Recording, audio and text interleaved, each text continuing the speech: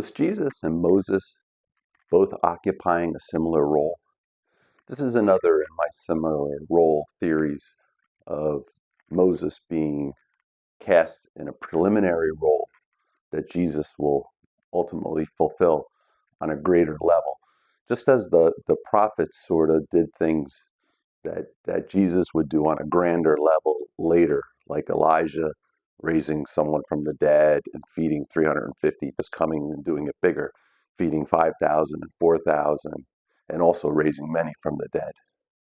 So let's come along.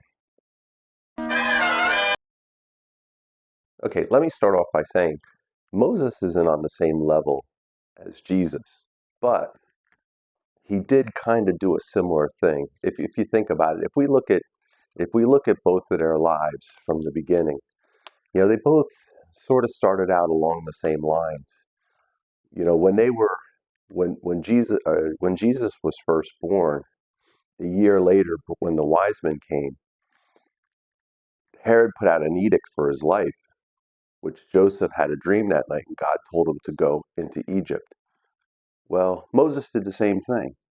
There was an edict to allow the born male children of the Israelites to die. They told the midwives, let him die. So the mother put him in a basket and he escaped to Egypt as well. Now, let's move on a little bit. We'll jump a little ahead. Before they started their ministries, they both went on 40, another number of God, 40. They both went, Jesus went 40 days in the wilderness to fast. Then he came out and John the Baptist said, behold, the Son of God. Moses did a similar thing.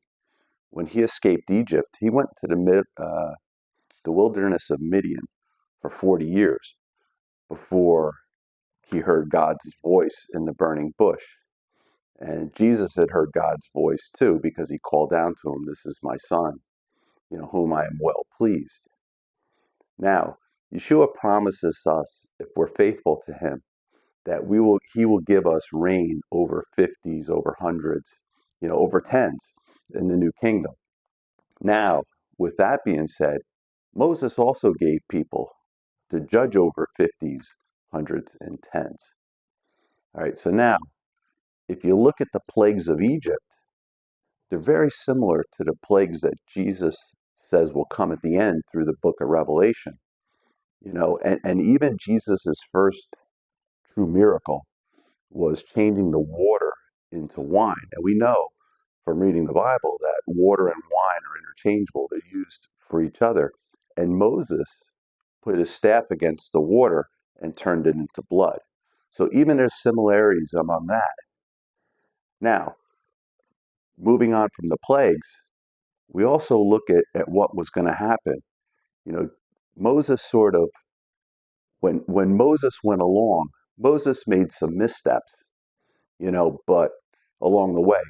But if you notice at the very end, when we're told Joshua's name throughout the book, but then when he goes to spy the land, they give his real name, Hosea, son of Nun, which is his real name. But Moses changed his name to Joshua. And it's funny because Joshua ended up taking them into the promised land. They're both their missions were to take people into the promised land. Moses took the Israelites into the promised land, was supposed to take them to the promised land of the Canaanites. Jesus will take us to the promised land of New Jerusalem. This is how it's supposed to work. But if you notice, at the very end, when everybody thought it would happen, Moses fell short, and Joshua brought him into the land of promise. Now, if you go to Hebrew, Joshua is Yeshua. Jesus' name in Hebrew is also Yeshua. So here's an interesting connection. It's Yeshua is the only one who brings, somebody by the name of Yeshua is the only one who brings people into the promised land. So I just want to mention that aspect.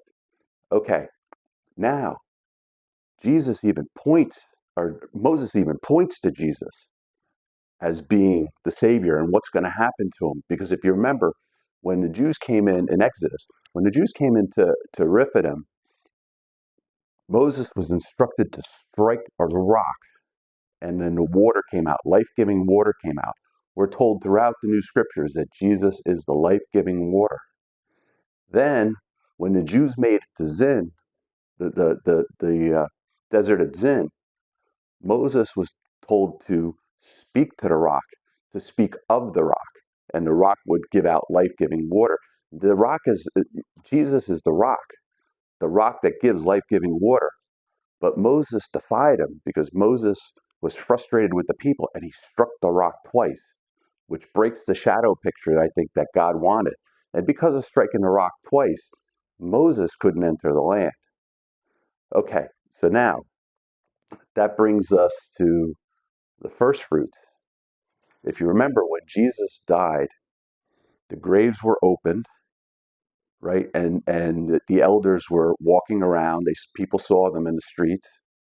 And Jesus took the first fruits up. Remember, Mary couldn't touch them because I haven't ascended to my Father yet. He brought the first fruits up. But Moses also brought the first fruits. When they got to the land the first time, he sent the 12 spies into the land. So that's sort of the same sort of thing. They were the first fruits. So their plights are very similar. Okay, and now I'm going to wrap it all up. I'm going to wrap this up by reading a couple quotes out of the Bible that sort of support this theory. The first one comes from 1 Corinthians 10:4. Paul says something very interesting here. Paul says something like, and I'll quote it here, and did all drink the same spiritual drink, for they drank of the spiritual rock that followed them, and that rock was Christ. So that supports the theory of the two rocks. Okay, now let's go to Deuteronomy 11:21. That your days may be multiplied in the days of your children in the land which the Lord swore unto you, your fathers, to give them, as the days of heaven upon the earth. There you go. Now, Deuteronomy 18:18. This is talking to Moses. I will raise them up a prophet from amongst their brethren, like unto thee, and will put my words in his mouth, and he shall speak unto them all that I shall command him. That is the specific coming that Jesus is going to be like, meaning similar to Moses, not exactly like Moses. He's going to be more powerful than Moses. I'm going to go on to Deuteronomy 26:10. And now, behold, I have brought the first fruits of the land which thou, O Lord, hast given me, and thou shalt set it before thy Lord thy God, and worship before the Lord thy God. That says it right there. That's the first fruits. So this is very interesting. I'm going to end with one more. Let's go to Deuteronomy 3:25 through 26. I pray thee, let me. Or this is Jesus, or this is Moses talking to God after he had struck the rock, and Moses, God denied him from going into the promised land, and here it is. I pray thee, let me go over and see the good land that is beyond the Jordan, that is the goodly mountain of Lebanon. But the Lord was wroth with me for your sakes, and would not hear me. And the Lord said to me, let it suffice thee, speak no more unto me of this matter. I think we get the picture here. Moses wasn't going to go into the land no matter what. This was all planned out. That the name of the person bringing him in is going to be Yahshua. He's the only one that can bring us to the promised land. So we shouldn't look for another Moses. It's only going to be Jesus. I hope I can present this in a way that is understandable. But I think this is very important because everything in the Bible seems to shadow, everything. It happens once and it happens again. It's like the abomination of desolation that happened once, and then it's going to happen again at the end. Everything just seems to repeat itself. Thanks for watching.